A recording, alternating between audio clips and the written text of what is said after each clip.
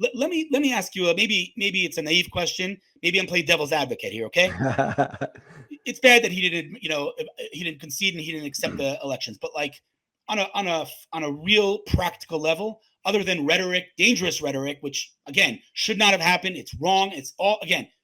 What does that really matter on a practical day-to-day level? I mean, again, the new administration was sworn in. They ran the country. So he was screaming and shouting, "Oh, I don't believe it. I don't believe it." Who the hell cares? How does it affect you? Here's why it matters.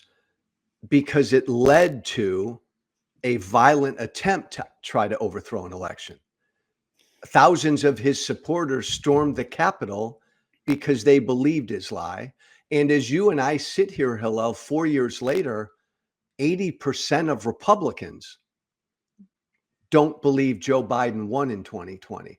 And so what I'm saying is if that erosion, like we no longer believe in our elections, if that happens, then we don't have legitimate elections. And if you don't have legitimate elections, we don't have legitimate representatives. I want to be clear. I agree with you that what he did in terms of not accepting is crazy.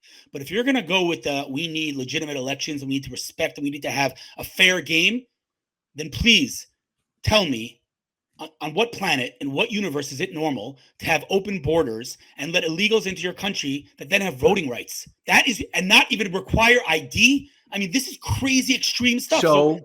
So that's a perfect place for us to end, because that will lead to another conversation between you and I. Trump and his people just demagogue this lie. People who are in this country illegally can't vote. But Kamala don't vote. Kamala they don't. Wait, hold on 1 second.